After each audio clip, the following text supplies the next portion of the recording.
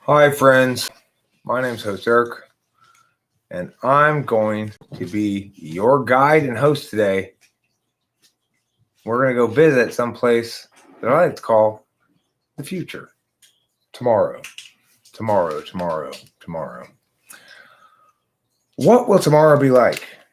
Will it be a dreamland filled with flowers? Will there be an infestation of unicorns constantly stabbing everyone with their horns? I am Scottish. Will there be too many Scottish people? I know, that's a lot of kilts. Or too few? What is the minimum number of Scots you need, and what's too many Scots? That's the question. So are you okay with me being multicultural? Yeah. If I were to say no, I want you to be unicultural, which culture would you pick? No, Bacon. Tomorrow's going to be radically way different than today. American. The reason tomorrow's going to be so radically different from today is because of the power of the truth. Invested in you. By the powers vested in me by the United States Department of Agriculture, I hereby declare you man and wife. Since when did people who work for the agriculture department have marrying powers? Would be a reasonable question. The dowry thing? Who wants to give a dowry?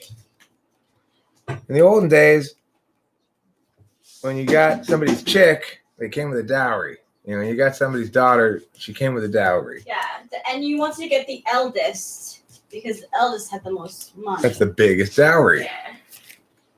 And if she failed to get a mate by a certain age, it was seen as like if the younger siblings got married before the eldest, it was really taboo. She's considered a spinster. Yeah, spinster. The Bridget Jones' Diary is about. I also refer to them as an old maid, as for the card game. Yeah. Fairly unkind term, I suppose. Yeah, I was basically... Both of those were very unkind terms, but of course the world doesn't work like that now. Nobody thinks that nobody operates under the frame that you either get married or you don't. Yeah, I'll work on it. Thank you, Freddie Forgiato.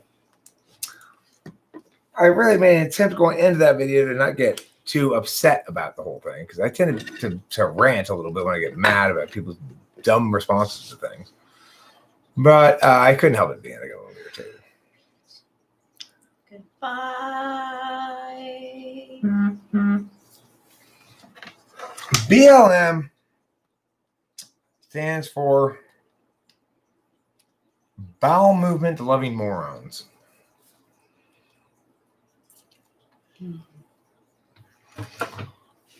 That's funny, Hambone. Get ready for a new American paganism after we balkanize.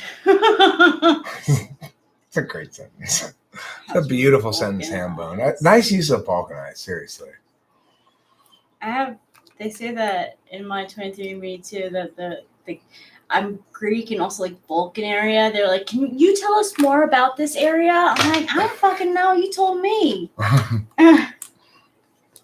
Well, this area is... A Greek would know. A real Greek person would know the difference between the Baltics and the Greeks and that sort of thing. But I'm not. I don't know anymore. So I would posit that most people who use the word fascist have very little understanding of what the word fascist means. Yes. It seems like the word fascism and fascist get applied to things that are not fascism or fascist at all. Yes. So it's odd. That's like when people use literally. Yeah, people use literally to mean figuratively. Yeah. Where's my other phone? Your initials were almost BLM? That's funny, Hambone. Brandon Larry Motherson. Fascist equals anyone who disagrees with me. Fascist equals anyone who opposes my economically irresponsible nonsense, you know. And we're gonna take all the money from rich people. Right now, the government is splitting up the money unfairly. The government is giving like most of the money like one billionaire, and like most people get almost nothing. That's not fair. She was like, one should actually become a fascist. That should be a real fascist. And then, I just say, oh, your identity politics don't matter to me. I'm an actual fascist, you see. What's implicit in the fascism is I want to prioritize only those economic interests that I, as the state, want to prioritize. I thought they were like fascist fashion. Fascists are a little bit different. Fashion fascists want to make the fashion industry more efficient. Well, they were descriptive terms that should be, in theory, be able to be used else than unkind, right? No, you're right. It wasn't intended to be. It's not exactly unkind. That would be a correct interpretation. Incorrect interpretation of it. It's more like to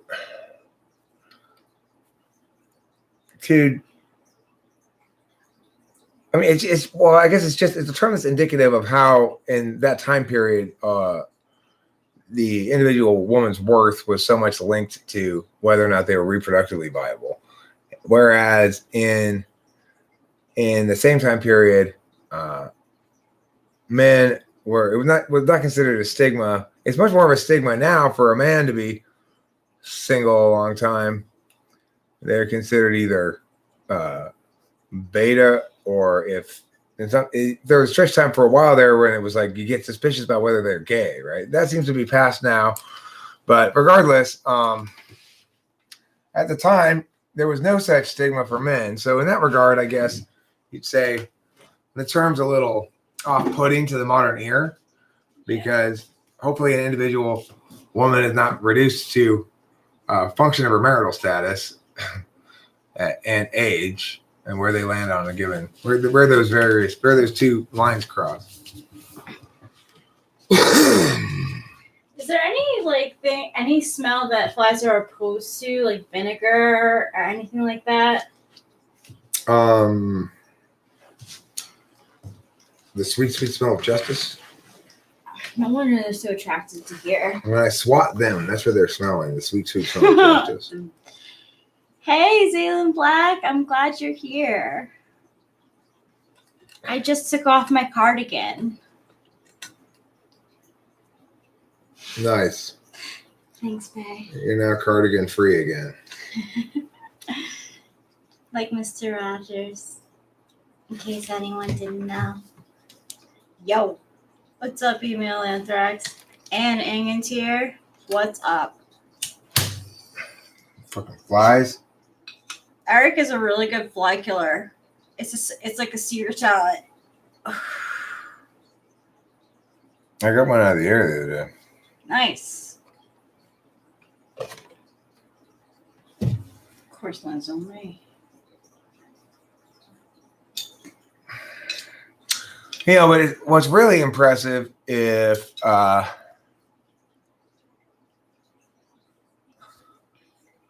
what's the title again? I forget what the title is. Typology. Something? Let me see what I put. I have to look.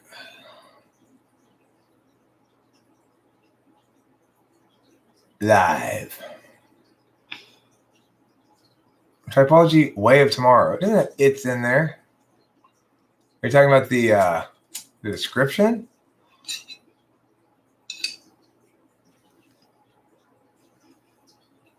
Wait, that's not my description. I changed that stuff. Oh, no, I didn't. There's no it's in there. It says Typology, Way of Tomorrow. I don't have any it, apostrophe S, or. Wouldn't it be it and not it's in the title of the video you just posted? Oh, I put that. Is that what I put? It is course. My bad. Well, then you were correct, Hambone. You were correct. and you've made me feel deeply ashamed of my failure. I hope you're happy. I hope you're happy now. You've ruined my life. By sharing with me the truth about my own failure, you've ruined my life forever. Oh, yeah. God. I hate making mistakes like that and not be able to blame it on somebody else. So I frustrating. didn't know it was a capital I. Well, that's why it's your fault.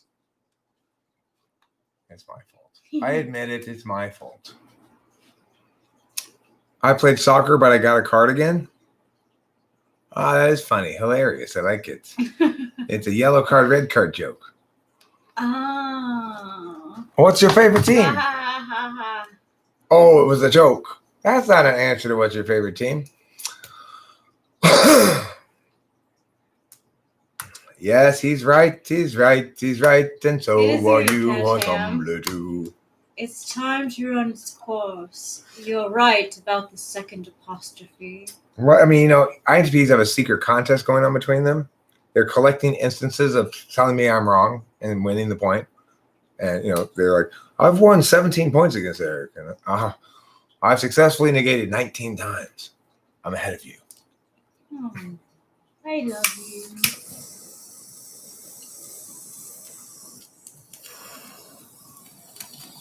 I was kicked off of my soccer team.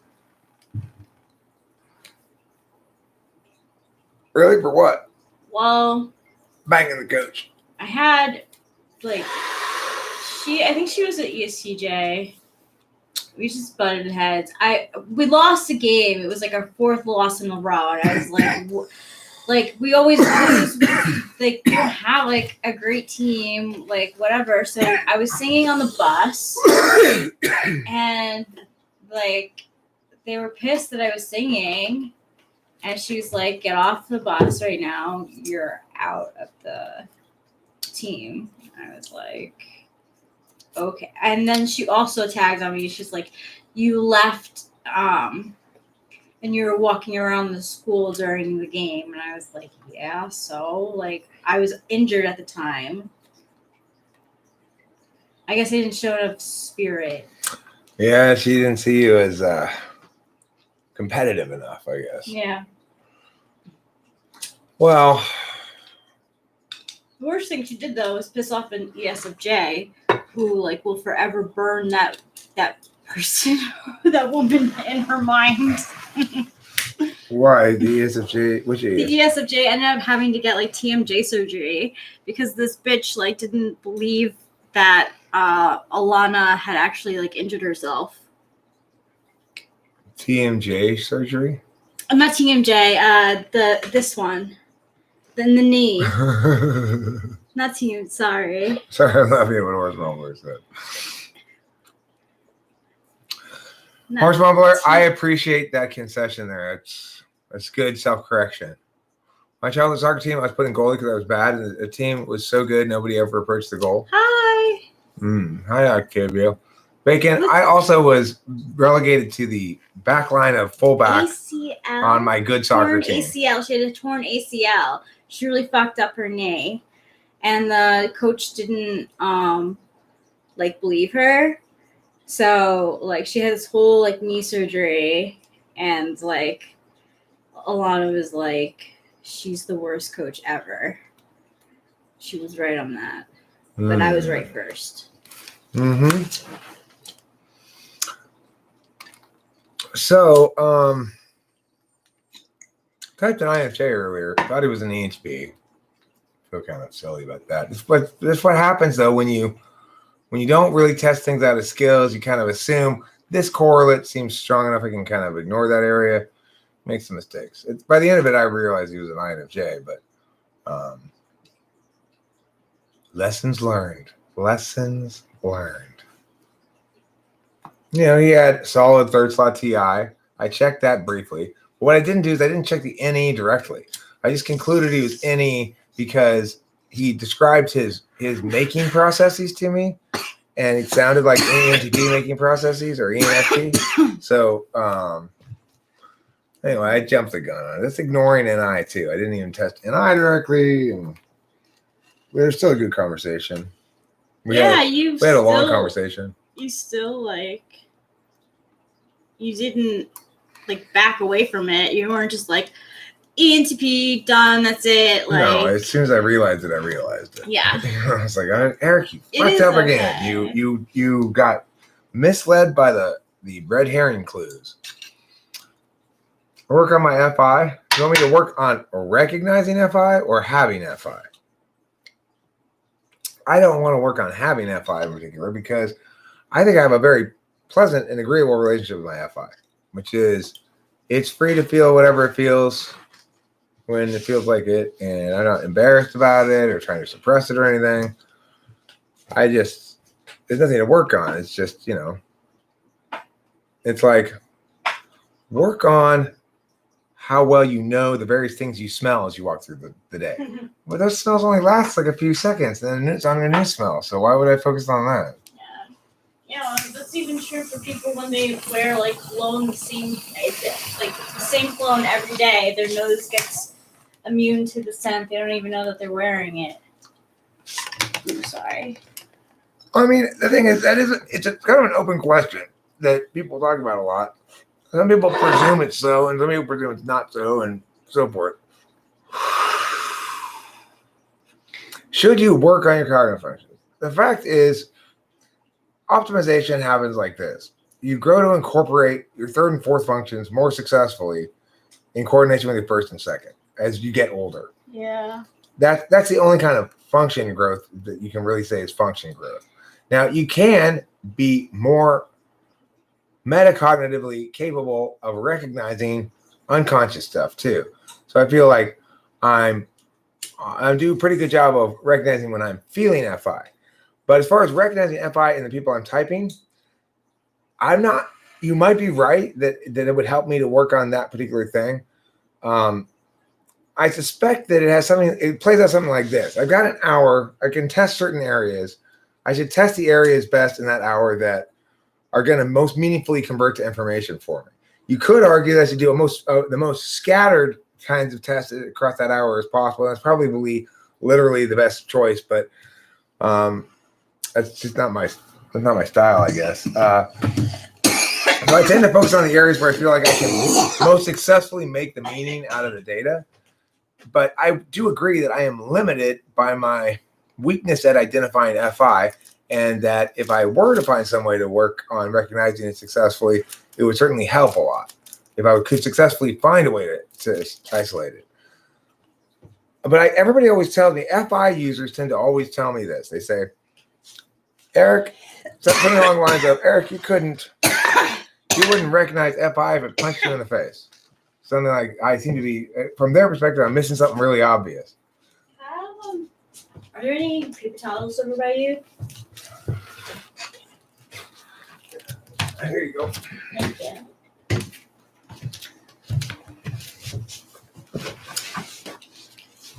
So,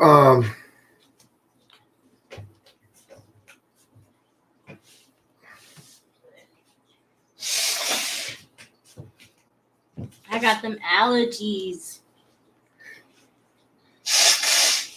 Well, I did just eat now, Horseman Lord. I ate right before we started this. So I am full of food and vinegar, as they say. Me too. Cheese and beer totally goes together. Like, seriously. I agree. Well, my dad's playing like fancy combo, wine and cheese. Yeah. FI is what moves me. Those are your bowels. Eric, I want to know something. I believe you love psychology a lot. Do you wish you would have known this before you graduated high school so you could pursue a degree in crowd psychologist? No. I don't. I don't want to be a psychologist. I wouldn't want to do talk therapy for people. And because, first of all, I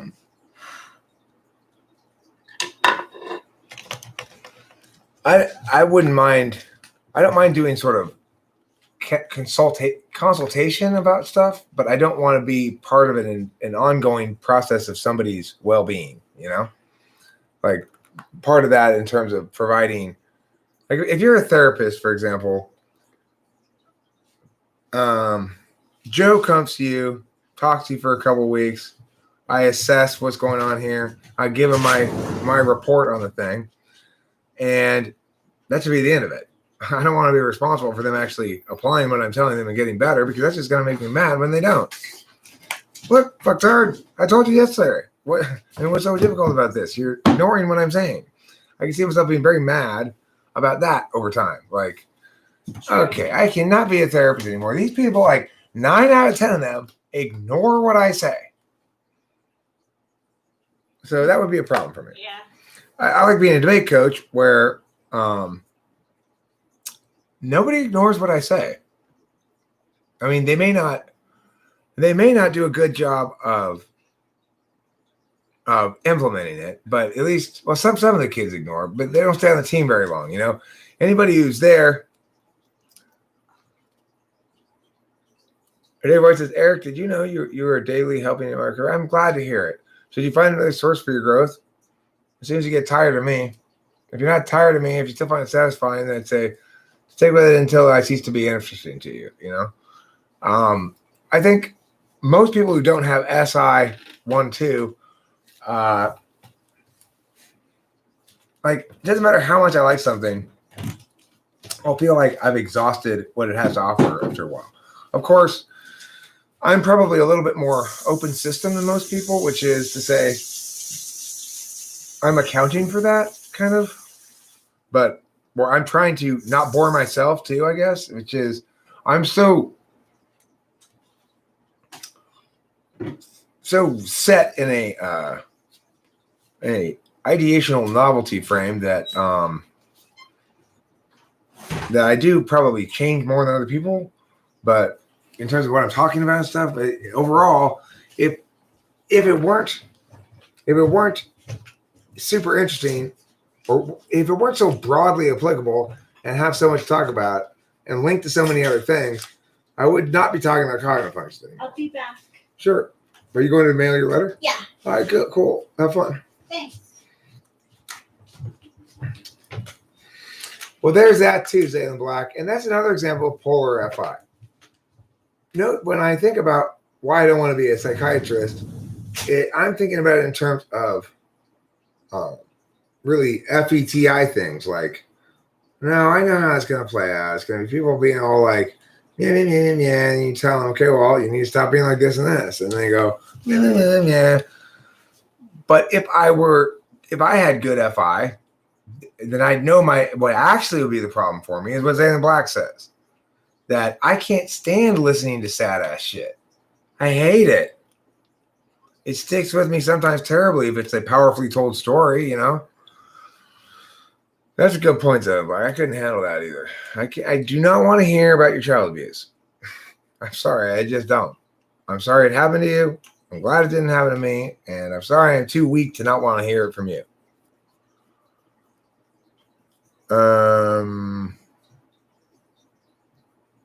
Probably because they've appreciated the way they've interacted with you, given something they're finding challenging in their own life or something like that.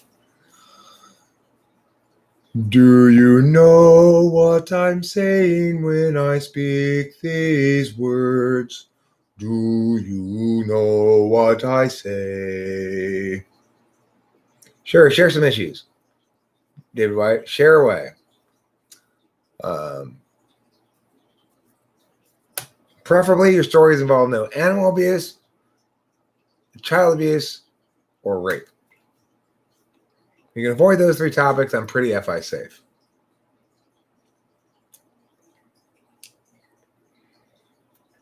I want you to share your issues, just like I always share tissues with everybody who wants to cry.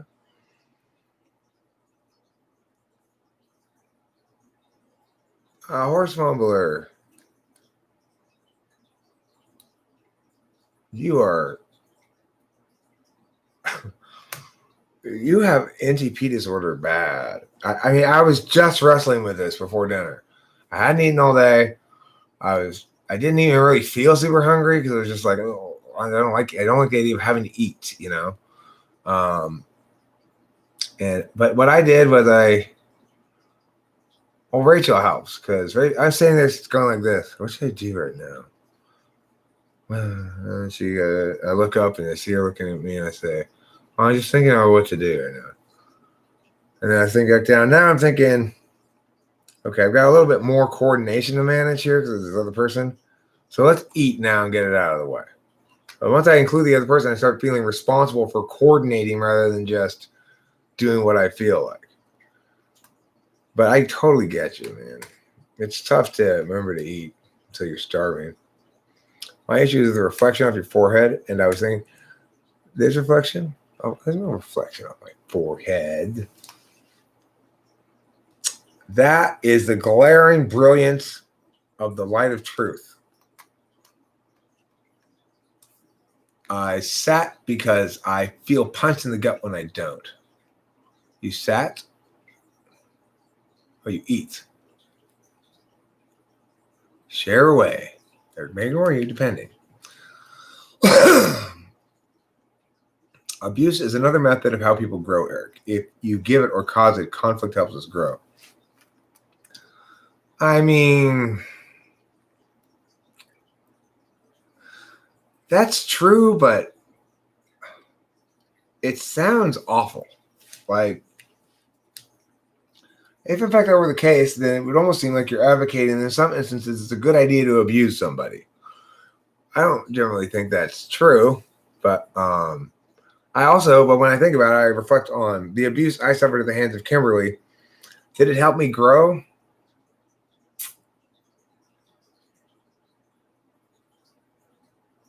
I mean, only in the sense that a robbery helps you grow by starting to lock your doors from now on because you no longer can feel safe in the assumption of crime-freery. Is that growth? I mean, it's practicality, you know.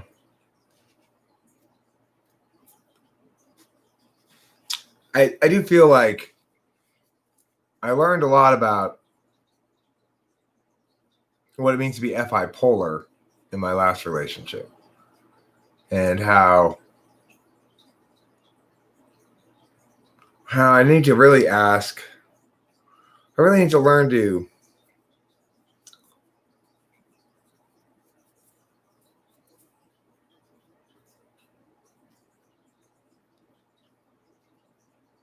recognize that you can't always reach happy agreement about what's true. Some people they're trying to not do that. And that to me was astonishing. It's astonishing. But it's absolutely the case that you cannot assume that your own reasonableness and good intentions and correctness combined and fairness will produce a good outcome because the other person is not necessarily operating in that frame at all. They don't. Thanks, Ambo. Learn more about FI observing your failures, Eric, than anyone else's successes. Yeah, I don't think one learns a lot about FI from successes because it's always unique and personal. One learns about FI from failures. And what FI is, most of all, as a failure is putting up with stuff you shouldn't put up with, basically. And failing to prioritize what you want and think that that's okay. Think that you have to prioritize everything by here's why it's legitimately the correct thing to want is misunderstanding the point entirely. Well, you don't want to suffer to grow, but to hear about someone else's suffering might open your mind to new possibilities and should be listened to. Huh. Well, it has. Okay. Now, so in this sense, you're right, emailed Anthrax. Hearing the suffering of the world in my capacity as YouTube's first fluidly transracial talk show host has definitely made me, well, it's improved my compassion and my sense of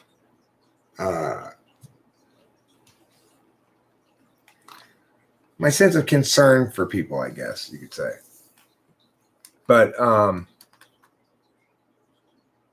for me, that needs to be something that is a necessary process to learn something, and it needs to be a section of a class or something that you complete and don't return to. So whatever I need to learn about, I'm going to learn from hearing other people's sad stories. Let me compact that all into this period of time here, hear a bunch of sad stories, learn it all, and then not have to do that anymore. Because I don't like that. I don't like carrying that pain with me. But I concede your point that it might be necessary for you to hear someone else's suffering to grow, as it has been for me. But I don't want it to be an ongoing process. Well, what I really didn't learn until Kim was that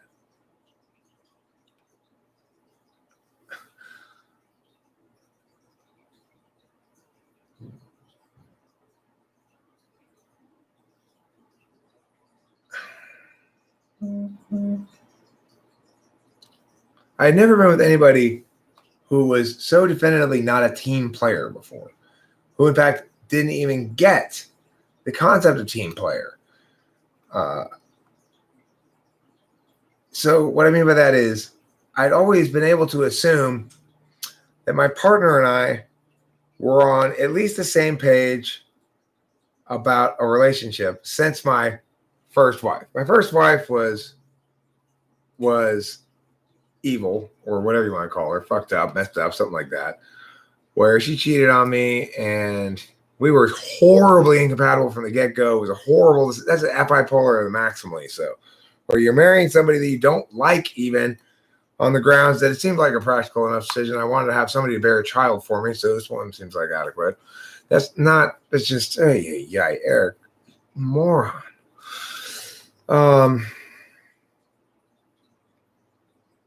What I learned from Kim was that somebody can be well-intentioned, honestly, a good person. My first wife wasn't exactly evil. She was just, she cheated a lot. She's cheated on everybody she's been with. She's a chronic cheater. But it's possible for me to feel pity for her. She's all messed up. No, maybe, but so I'm trying to tackle too many questions at once here. Regarding that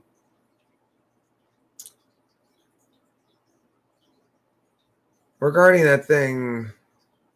All right. So anyway, Kimberly was a good person, well-intentioned, wanted to be in a successful relationship with me, but didn't understand fundamentally what it meant to operate as a two-person team. In other words, she was fundamentally not supportive of me and my being. She saw our engagement with each other as basically competing identities. And there just wasn't any sense of real teamwork from her about anything. That I had not encountered before in somebody that was also apparently, by all appearances, a good person. There was lots about Kimberly that said to me, Kimberly's a good person that I can trust. And in fact, I could trust her. And she was a good person. So I always had this thing that said, reasonable people, I say good people who are well-intentioned and want what's best, and maybe make mistakes, but are trying hard, that they will always agree with each other ultimately, because being reasonable means being a good team player, and whoever's right, you'll embrace that eventually. It just needs to be explained enough.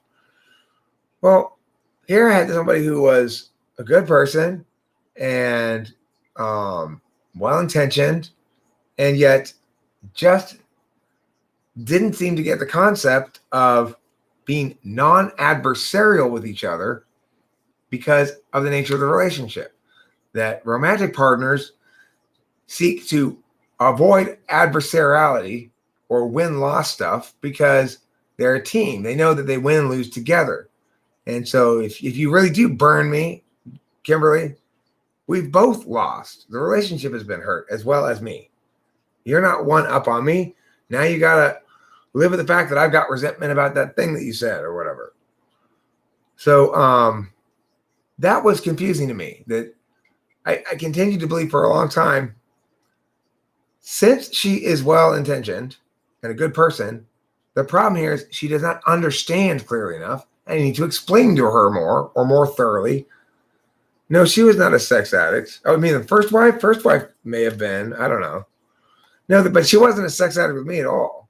No, she was not good for me in any way, shape, or form. We did not like each other. We did not get along at all. She was not a good mother. The only way that she was good for me, she was a good mother when she was breastfeeding for a short period of time. As soon as she stopped breastfeeding, she just like basically forgot about the kid entirely and just thought of it as this burden at home, right? But the best thing about her was she left and I kept Delilah, and there wasn't any big battle about that, which is what I wanted. So in the end, I got what I wanted. I got a kid, and that's what I wanted. I didn't really want the wife, and she got rid of her. So there you go.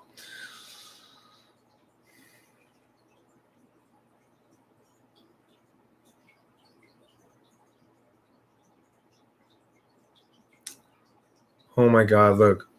Horse Mumbler is a chef and an armature. That's cool. I like that. I like that you're an armature. I'm going to Google it and see what it is. It's got to be something. That's what I thought. Armature. No, it's not. That's not actually what I thought. That's what I thought. Armature. The rotating coils or coil of a dynamo or electric motor. You know what? Horse Mumbler, you really are the armature of my ideation. Okay?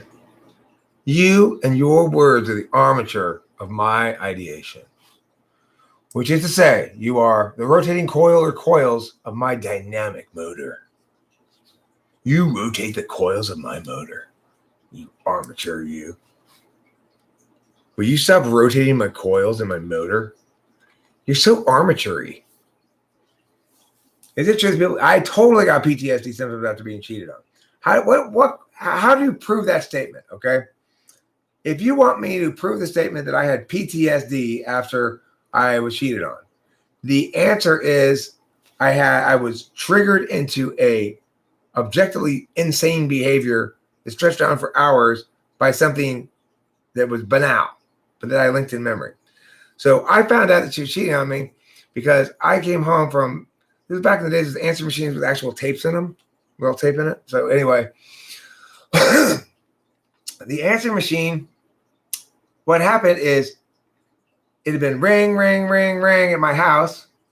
And then my wife at the time, my ex-wife, she picked up the phone, but she picked it up almost after too many rings. The answer machine picked up at the same time. And it didn't, because, if the answer machine picks up and then you pick up the phone, then the answer machine knows to hang up. So it hangs up and it doesn't record anymore. But if you pick them up at the same time, or you pick up the phone just as the answer machine is answering it, then sometimes it would play out across it would still record it, So anyway, I came home and the answer machine in this fashion had recorded her conversation with her affair partner. And that's how I found out about it. Like a couple months later, before we had finished separating and divorcing and stuff, when I was still in the delusional notion that somehow I was going to work this out or something, I came home and the answer machine was blinking.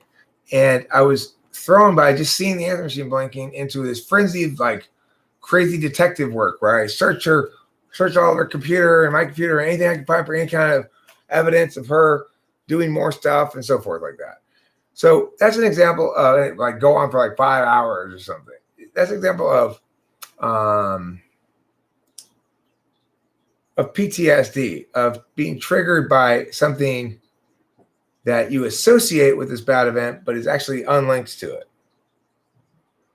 No, I didn't know the guy, but I found out who he was after the fact. He was one of her professors at the community college. So she had gone back to community college to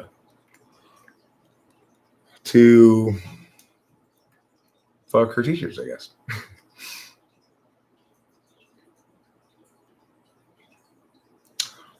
Mike Jones, I'm not censoring your free speech. Of course, you're welcome to speak freely about anything you'd like on your own YouTube channel.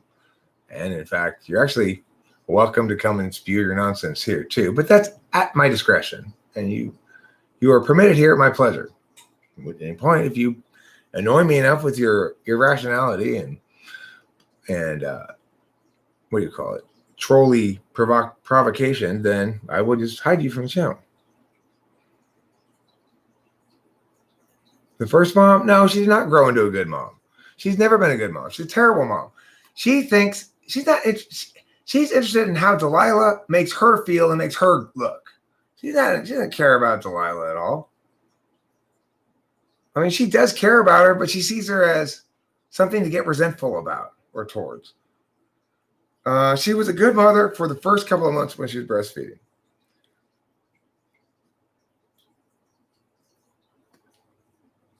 I could call you Armitage the Armature if you'd like. And I'm Nick Hire first time I raise a girl. You know, that's something I normally say myself, Mike Jones. It's one area where you'll never hear me particularly bragging, but it is true that a lot of people have told me that I'm hilarious. So I appreciate that in general. I am pretty funny. I don't believe in forced vaccinations. How do you feel about forced vaccinations?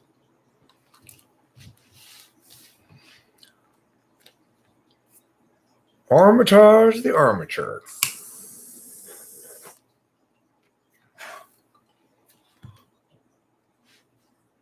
Step and Razor Girl. How do you feel about less provocative things, Mike Jones? Do I think it will happen? No, I don't think forced vaccination is going to happen. I don't think so.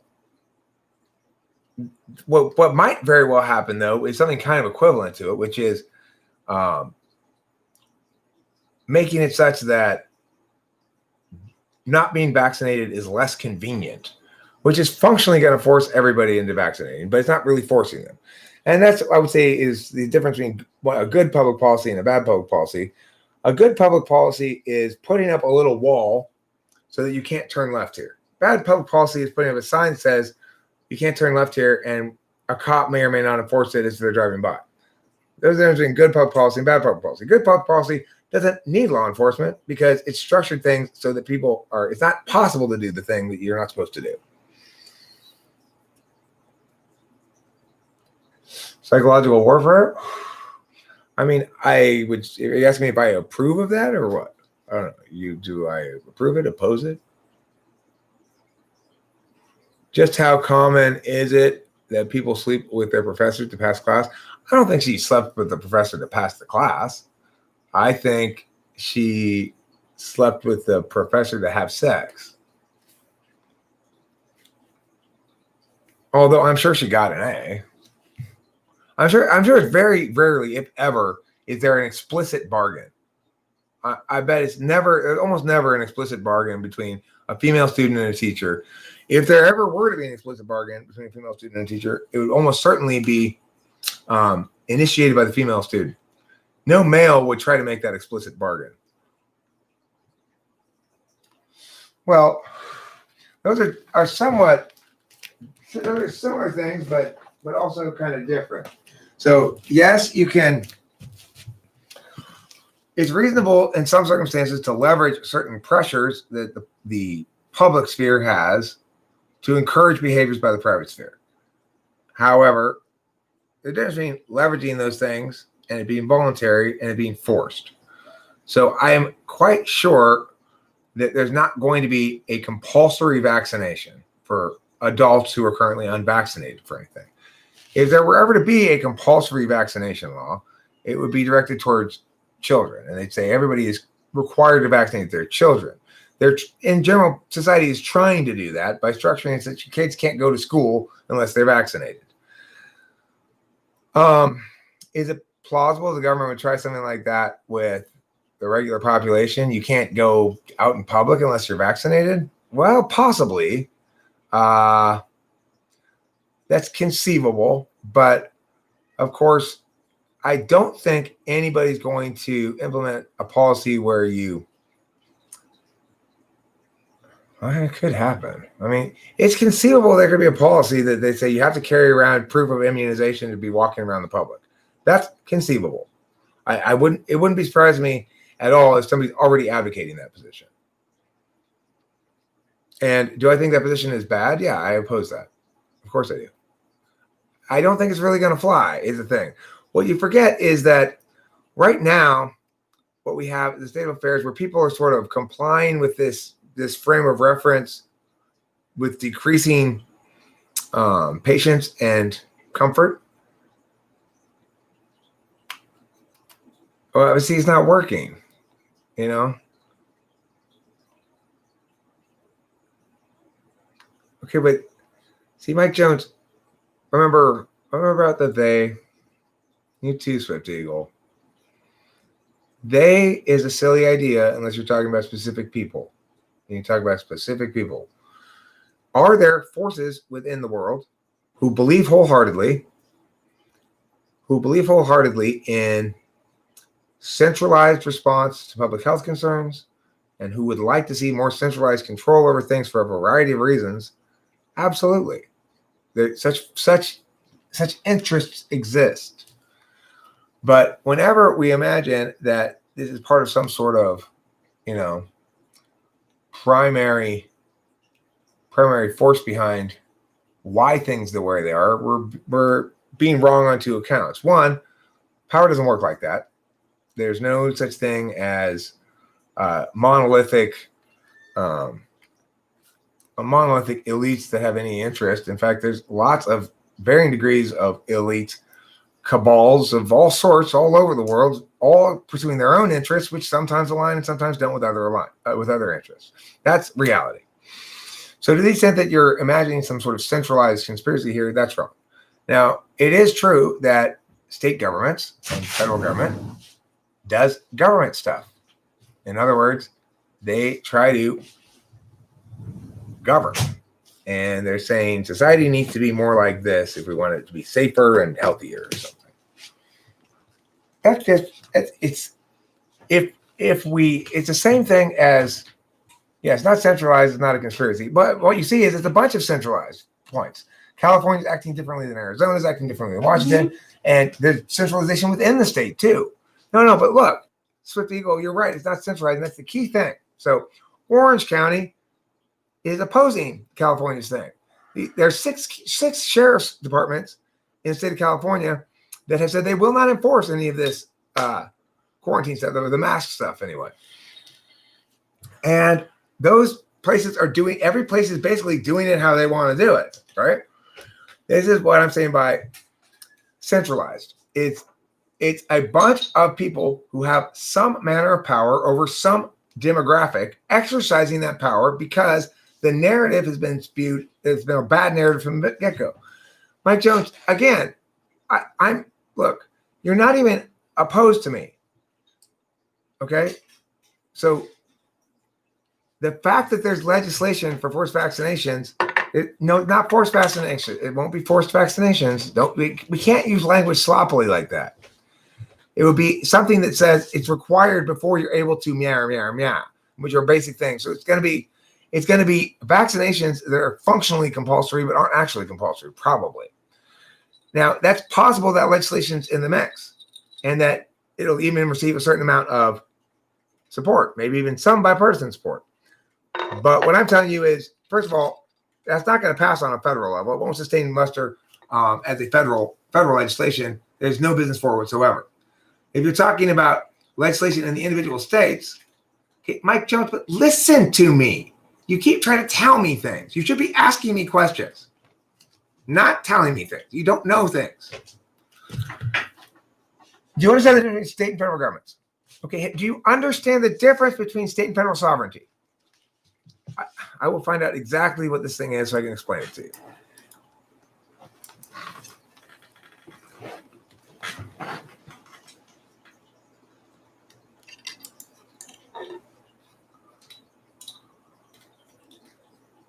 Right. Okay. So this is, yeah. Okay. I agree with you entirely about this. I think it's terrible. I think all this Homeland Security stuff is terrible.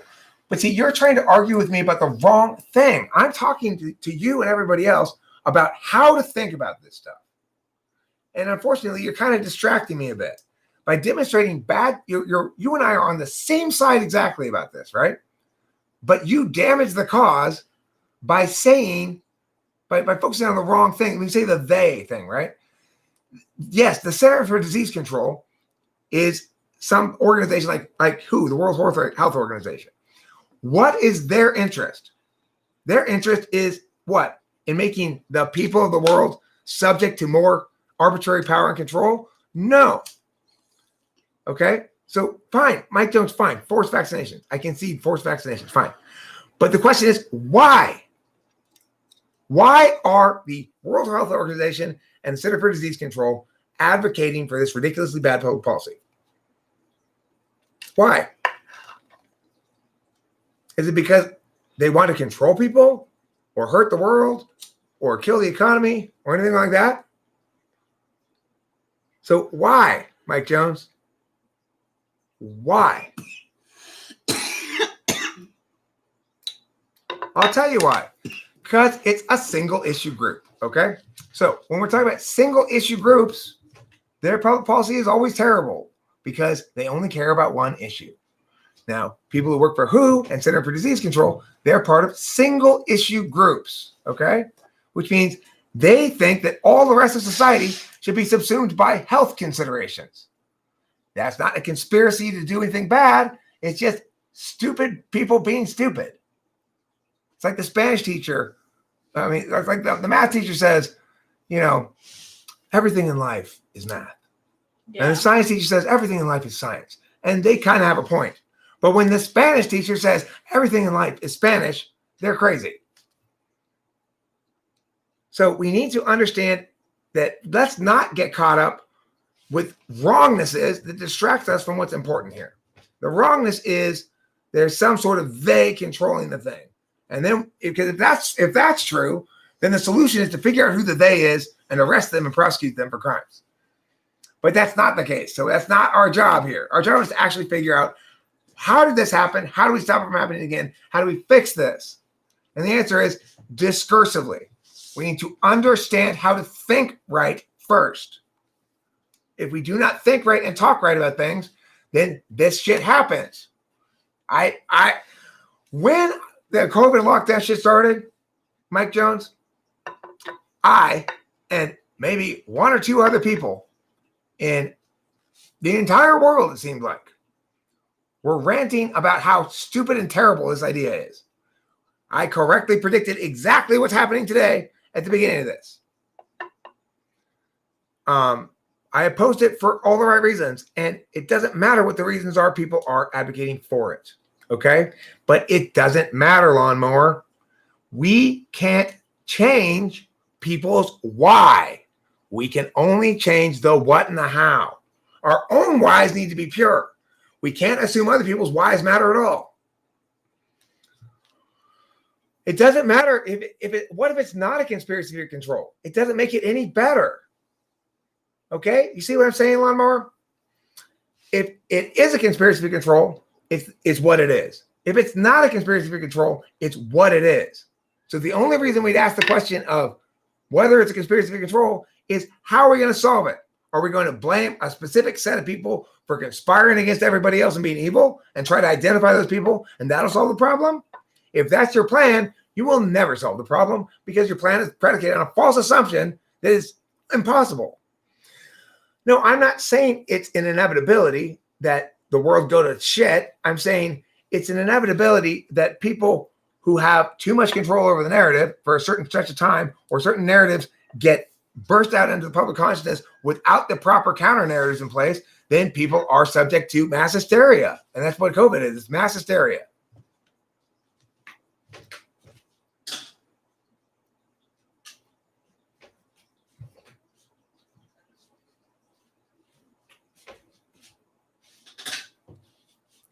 I don't abdicate my moral responsibility like that, Lawnmower. Blaming Bill Gates and the World Health Organization does not explain why everybody else went right along with it while I was saying, what the fuck?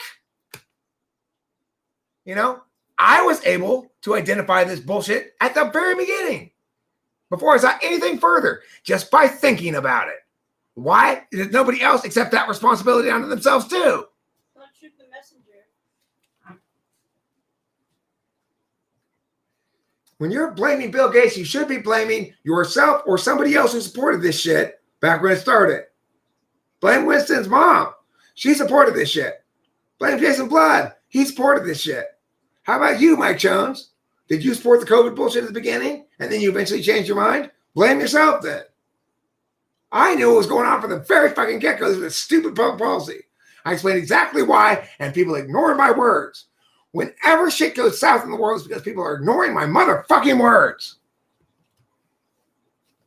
The protest totally exposed the COVID bullshit. Those COVID epidemiologists were tripping all over themselves to say that somehow Black Lives Matter didn't negatively impact the COVID crisis. Well, if those mass assemblies of people without masks on don't negatively impact it, then why can't I go to a fucking baseball game? Yeah, seriously.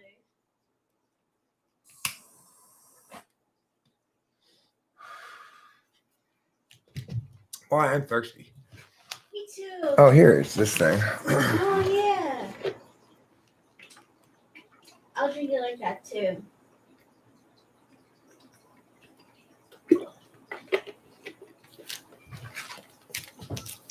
Thank you. What makes me think my belief in conspiracies is a way to control you? Because I didn't get it from anywhere. I concluded it by thinking about the way systems are and doing systems analysis. Yeah. And nobody gave me this narrative. I'm giving it to you because it's correct, and I deduced it. Deductive reasoning. See, that's not the question. If we think, Mike Jones, that we need to determine what the end goal is, then we've mistakenly framed it in a way that prevents us from actually meaningfully engaging with anything.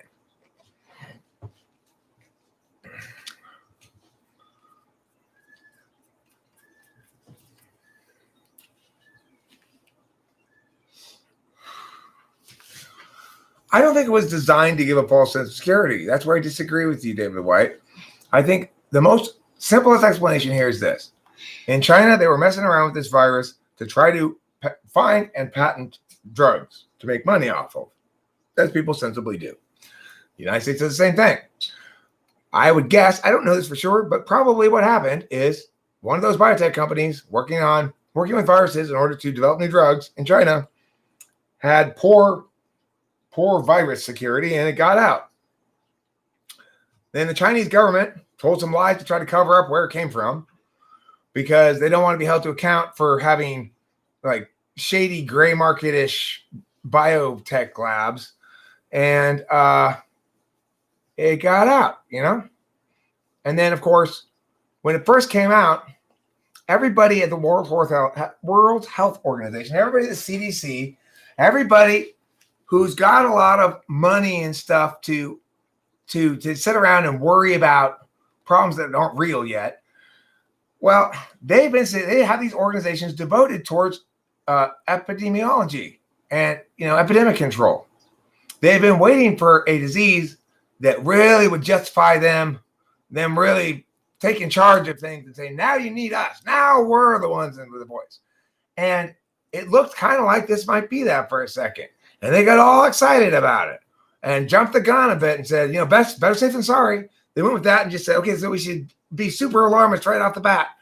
And then everyone's like, and look, we don't want any of that conservative false news stuff where people are trying to say it's just a cold. It's not just a cold. You can't allow that to happen.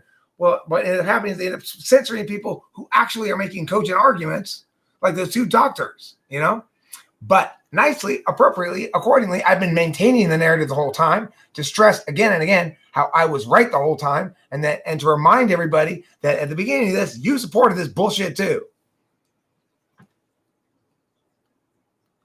If in fact the Chinese were using this as some sort of bioweapon or something like that, then it would be much, much worse. I agree with James. Why? Who's they? Why do they want people vaccinated? You have to be vaccinated for something, Mike Jones. It's like, so once we're vaccinated from COVID, I'm already vaccinated. You are too, I'm sure. We're vaccinated for lots of stuff. Plus, I've already had chicken pox, so I'm functionally vaccinated for that. I'm naturally vaccinated for that. Me too. There's nothing wrong with vaccines. I have no problem taking the vaccine if I feel like the disease is bad enough and it prevents it. Rumor says an earthquake caused it to be released. Oh, okay. Well, I mean, that would explain, if a building was damaged in an earthquake or something, that would explain how it would get out, maybe.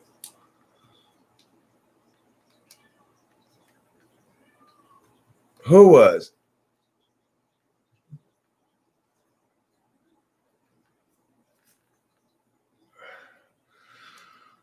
Do I believe the U.S. government helps fund the Chinese research? I don't know. I have no reason to think they would. Is it in the budget? Does it show in the public records? I mean, it doesn't mean it's not funneled through security agencies, though. Security agencies' expenditures are not public records, and that needs to change. Yeah, frankly. I agree. They need to be audited.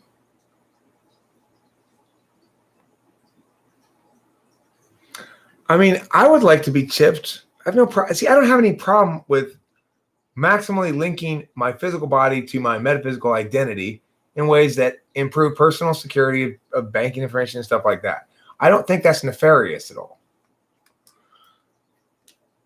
They don't have it. They still haven't formulated it, Mike Jones. It doesn't exist. It might not exist for years. But also, the answer to that question is diseases are related to each other. This disease is related to SARS, and they've been working on SARS vaccines for a long time.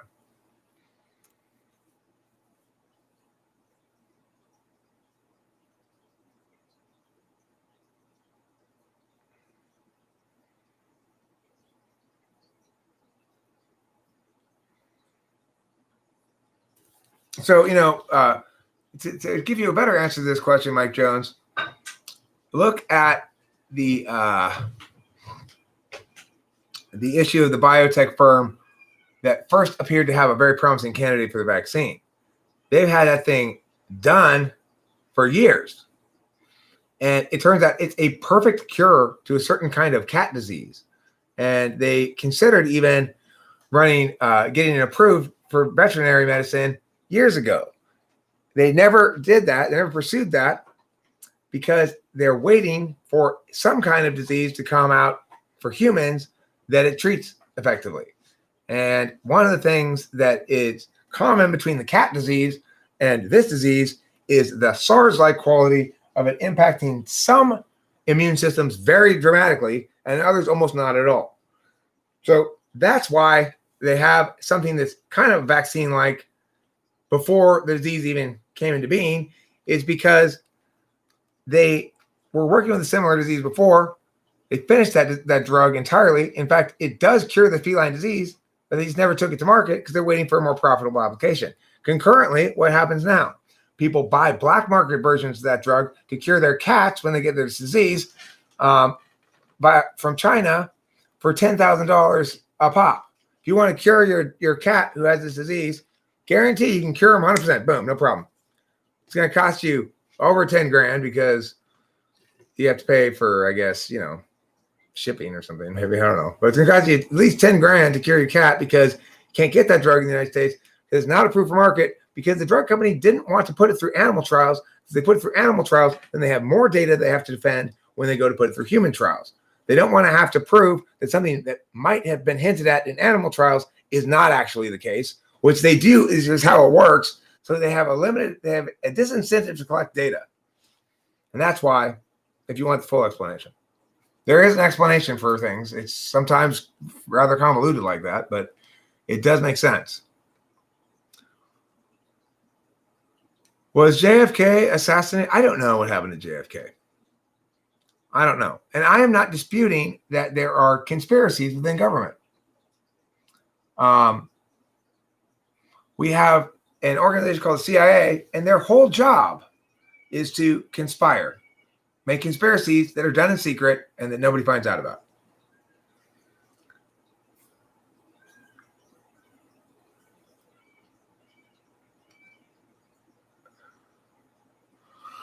I mean, lawnmower, the problem I have here is generally your becauses. So you understand that the mainstream media is generally on the more liberal side, and they absolutely hate Trump. and oppose everything Trump favors no matter what. It's ridiculous. It's like Obama, except Trump's a little bit more understandable. Obama, everybody hated him before they had good reason to. Trump, everybody hates him but have amply good reason to. I mean, people fear a lot of different things. The thing is, we come to these questions of what's going on in the world through one of multiple frames. And which frame we're using is going to explain a lot about how we view things and what kind of explanations we think are adequate.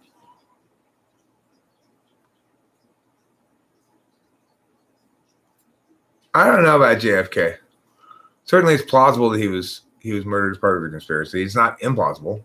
We do have, as I said, an organization that is specifically tasked with conspiring and executing conspiracies. And at the time of JFK, the country was very divided into old guard, new guard. And so the old guard probably felt like the new guard was anti-American enough to justify saving the country from itself, I guess. It's conceivable anyway. There's probably factions like that in the CIA. It doesn't strain credibility. 9/11, almost certainly a conspiracy involving probably the CIA, NSA, or something like that. Did you see in the paper today, Kanye his family's worried about him. He's having a bipolar episode. So I don't think he's going to end up running for president after all. I think it was he jumped the gun on that a little bit. I feel you, Kanye. I know when you're excited about things and you've been up for 6 days, things get a little wild.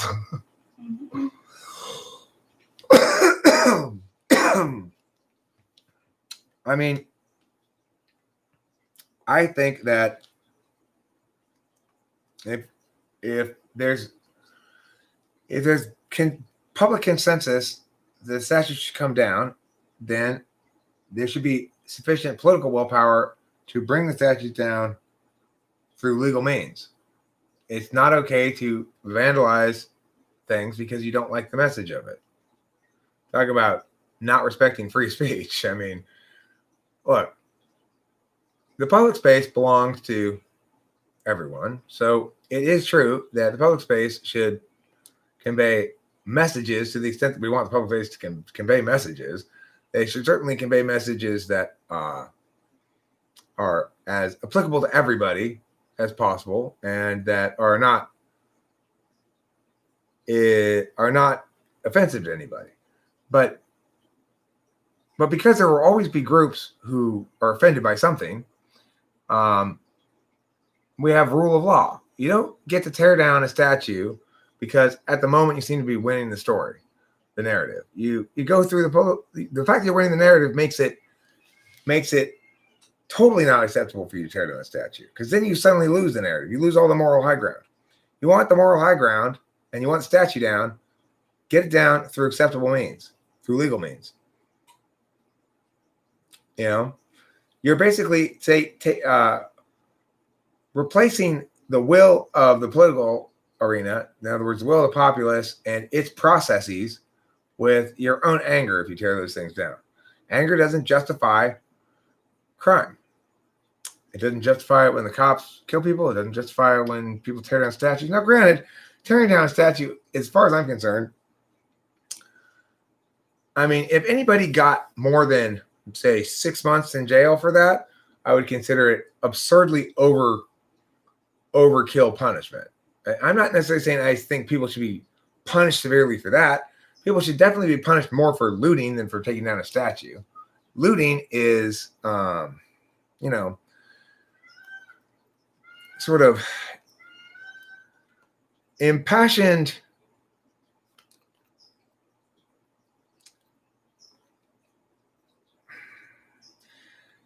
looting's worse than tearing down a statue, but both of them are wrong. Looting is a crime against an individual's rights, whereas tearing down a statue is a crime against the public's rights. So the thing is, there aren't really very many public rights, but destroying public property is an example of such. If I go and destroy the park bench at the park, same thing.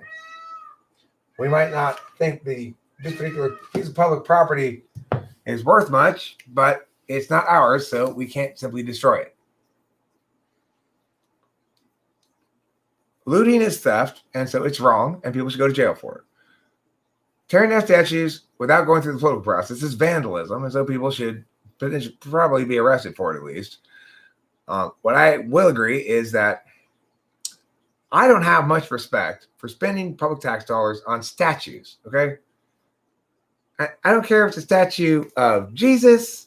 I don't care if it's a statue of Robert E. Lee or a statue of Abraham Lincoln. I don't have a whole lot of enthusiasm for the government spending tax dollars on any kind of statue. We don't really need statues. What do statues do? You know? But regardless, that doesn't justify me tearing them down. It does justify sort of me going, but, you know, if you're busted for tearing down a statue, whatever. I mean, nobody's really hurt by that. Nobody really cares about that freaking statue. Anybody who's sane does not go spend their time looking at a statue.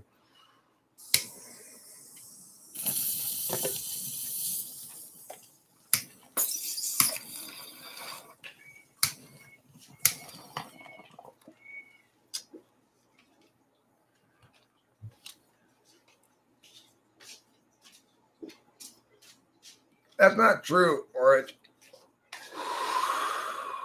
people, when they put your kids in school, have to show proof of vaccination. Here's the thing I would say also, Mike Jones, that I'm wondering if people who tear down the statues really think about it.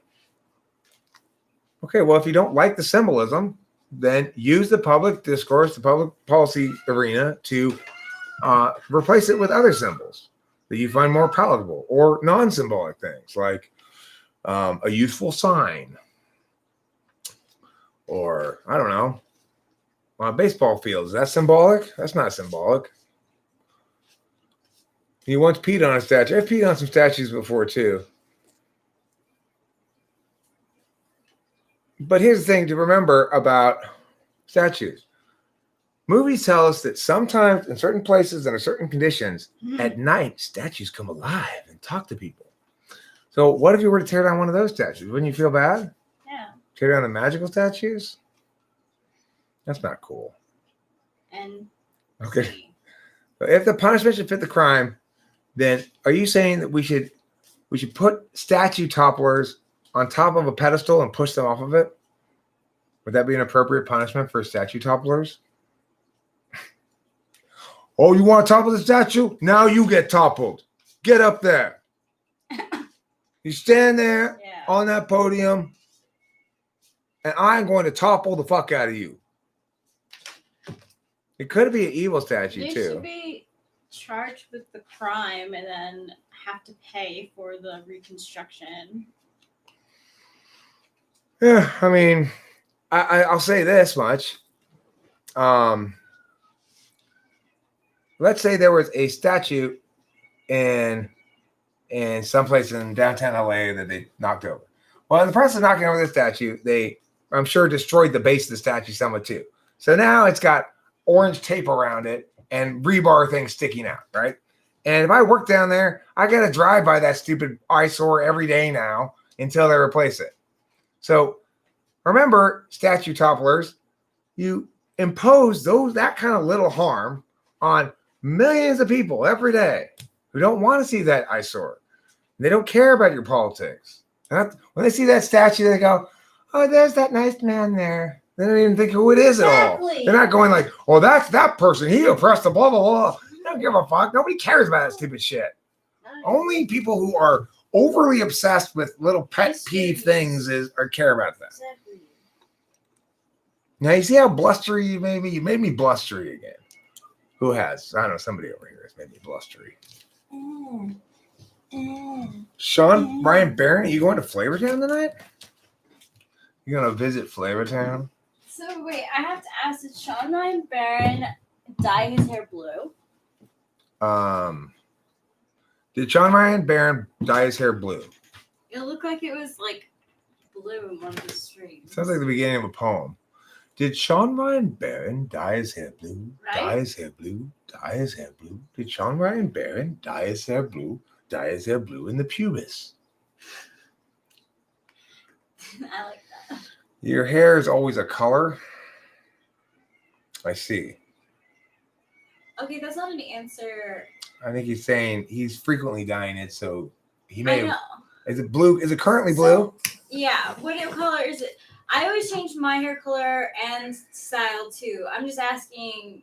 I was just asking if it was blue. So is it now? We'll let you know if he answers.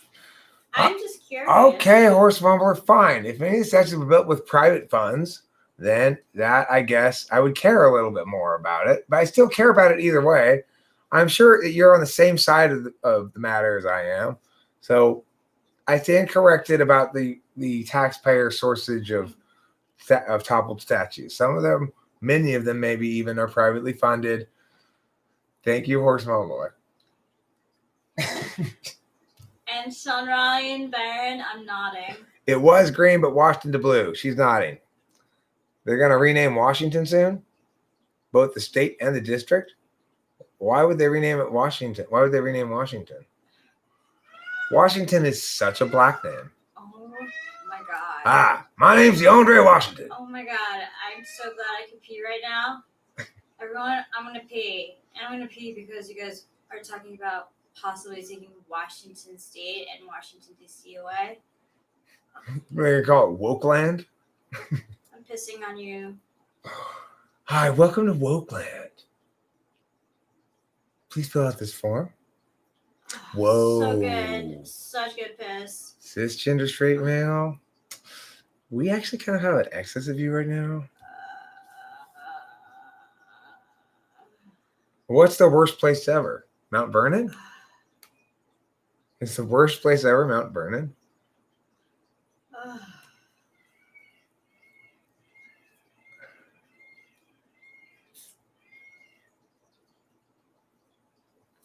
They say stupid is as stupid does, no?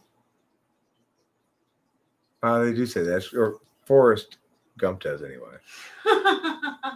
The USA is not the worst place ever. Don't be anti-American. Just because I always like to frame it like this. The only anti-American thing going on here is wrongness. So it's not me who's ever anti-American. It's the way that America is wrong that's anti-American. I know you are, Sean Ryan Barron. Someone a statue of Vladimir Lenin. There was a petition to tear it down, but they can't because it's private property. The irony runs strong in this one indeed. So there's a person in Seattle who successfully defended his Lenin statue from teardown by appealing to his property rights. Brilliant. Boy, that's ENFP right there, has that statue of Lenin. That is brilliant.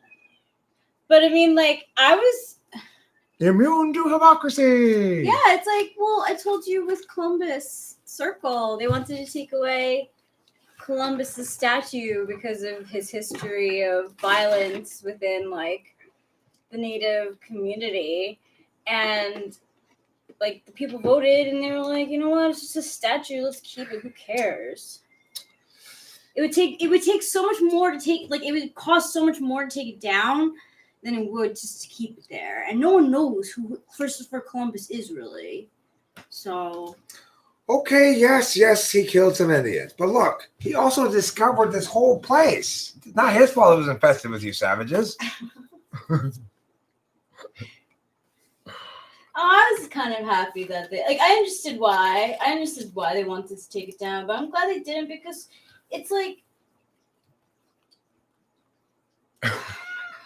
Curious Kyra, that's the way to do it. That is how you.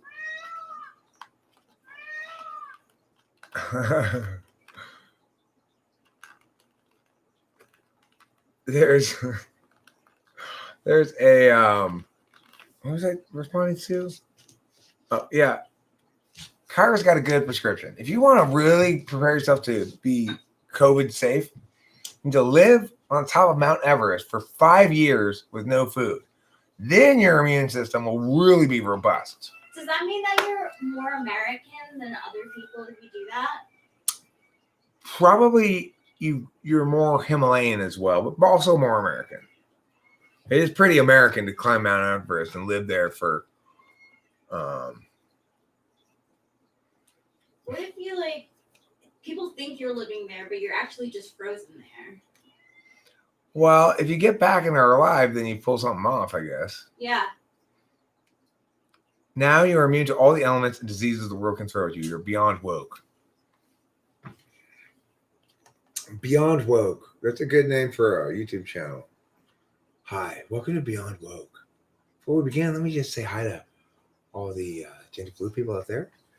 Whether you go by Zim, Zer, Zazapan, or Pankata, we love your pronouns.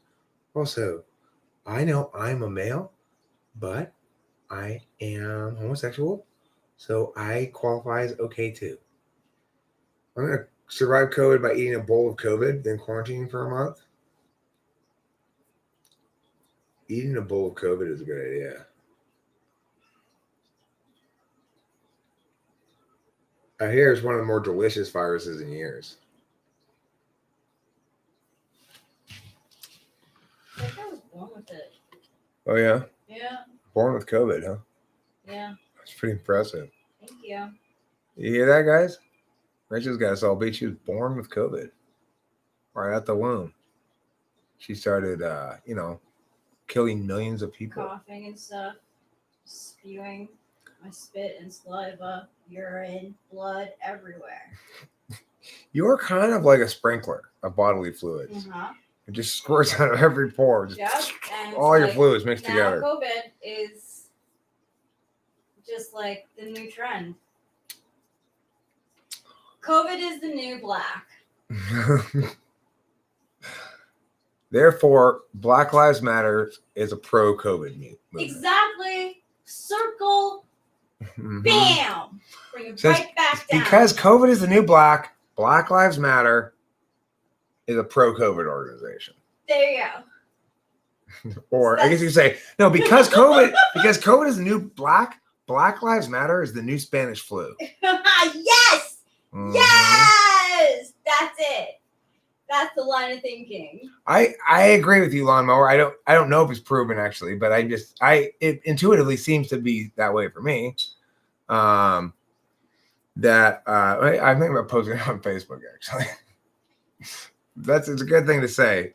Take what she said there, which is COVID is the new black, therefore Black Lives Matter is the new Spanish flu.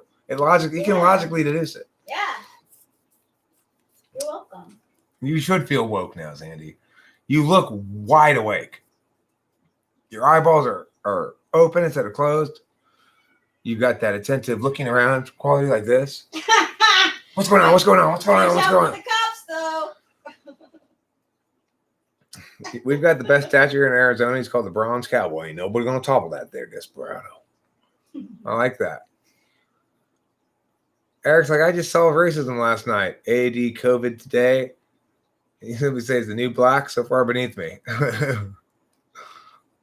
Hello. See, this is when NE and NI combine.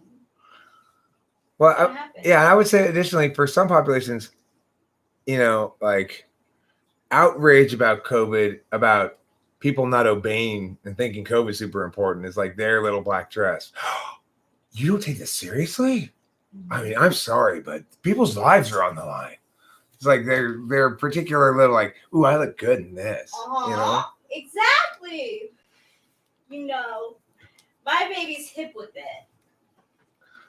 Where are my flips? See, I actually think email anthrax that saying that BLM is the new Spanish flu is not actually meant to be inflammatory or critical of BLM. It's supposed to be kind of absurd and ridiculous.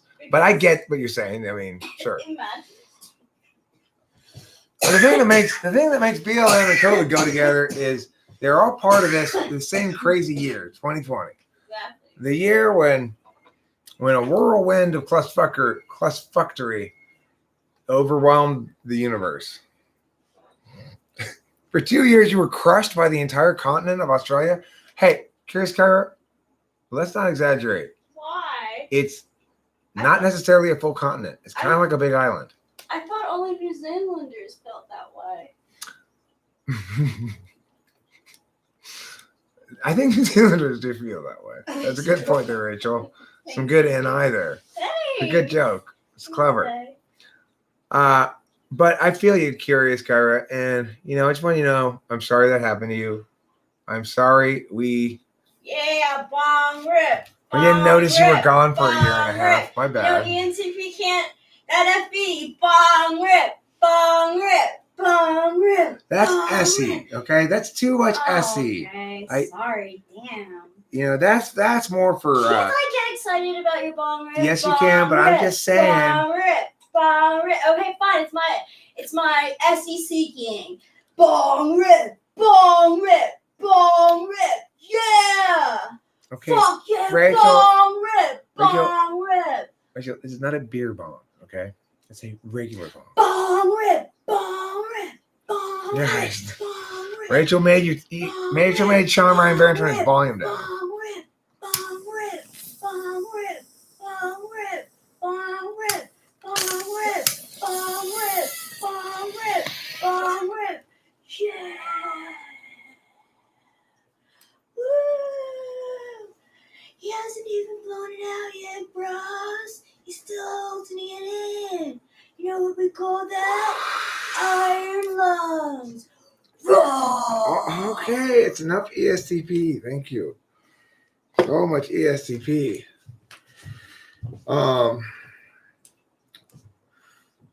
You know what? We're actually out of weed. So we may need to go to the store here tonight. I don't know.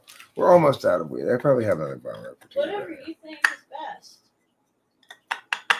Really. Yeah. I think I have another nug in my jar. No, we should probably go get somewhere. Eh.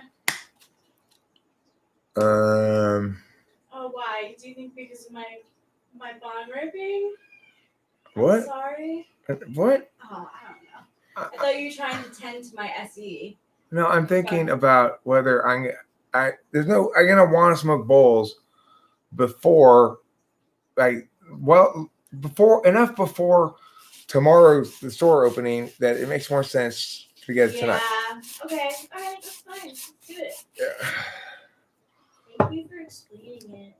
Am I smoking OPW? What's OPW? What's OPW? Other people's weed? Is it like OPP but with W? No, I'm smoking my own OPW. I'm smoking my own weed. MOW. What is OPW though? It's another word for PCP? OPW is for PCP? No, I'm not smoking PCP. I've never smoked PCP before. No, I think she was just kidding. Old people weed. I mean, Old people weed? I don't even know. it's the same weed that everybody gets at the store. I mean, Yeah. my choice of weed, if by old people weed you mean that I'm less likely to make a poor choice at the weed store than I would have been when I was younger, okay, Yeah. fair enough. My weed, I make fewer big mistakes at the weed store than I used to. But it's not like it's like saying you drink old people alcohol. What? You mean like beer? Yeah. Doesn't everybody drink beer? You mean like hard alcohol? Doesn't everybody drink that? You know, SCP, what does that stand for? SCP. What's SCP? The only S thing that I know is SJP, which is Sarah Jessica Parker. What is SCP? Oh, that's olden days alcohol. Okay, that's not old people alcohol. Oh. That's olden days alcohol. Mead. Is there seeds in it? No, there's no seeds in it. Since Amelia. But PNP. it's pretty rare to find seeds in weed nowadays. You know, even when If I actually kind of would like to find some seeds, even though I would like to find some, I almost Yeah. never find any seeds in the We weed did, anymore. like, used to when find we were seeds traveling. periodically. We do find seeds. Yeah, sometimes. We have. Secure, contain, protect. Oh my So, beauty pants. the thing is, I smoke just about every strain of weed there could possibly be, and lots of it. So, Yeah, he knows his ish. I don't consider myself a weed snob or an unnecessary talking about weed person. I'm not seriously gonna be like, oh, flavors of yeah. But it is true that when we get really good weed, I'm like, oh, this is good weed. You know, I try to get the best weed I can. I did hear about that Glee actress disappearing. Yeah, me too. That's a real shame. That's sad. You know, that's the other thing is how much better is the weed now? It's the same goddamn thing as it always been. It's like, you know, if you get super expensive good weed, it's somewhat more stony, but not a lot more stony than cheaper weed. And it's not equivalent to, it's not a there's obviously a diminishing returns kind of thing going on. You can only get so high smoking weed. And after you smoke stuff of it, then yeah, weed is weed. You know, it's like it's true. However, that shitty weed is not fun. It's very possible to get weed that's not good enough to be worth smoking, and or that you smoke it, but you can't wait to get a new sack of weed. You know, What happens? I mean, it's true you can kind of pick your high, but again, that is you can do that if you smoke weed once a day. It's like if you're one of those people who goes like to the end of the at the end of the evening, you sit down and you smoke some marijuana and really feel it. So, then sure, you're gonna have that experience. If you're a all day long smoker like me, you're not gonna have that experience at all. 70s, I didn't smoke any weed in the 70s. I did smoke weed starting in about 1985. That's so cool. I was born in 1985. That's middle school, 9th grade or so, 8th grade. Yay, I'm glad. I'm happy that I was born the same year that you started smoking weed. That's so cute. It is cute. I knew this guy who sold weed and he was trying to push coal as his new product. Hello, well, curious Kyra. All right. I think we should wrap this up and go to the weed store. Yeah. Thanks for being here, everybody. Yeah, thanks for being here. I was under 10 years old in the 70s.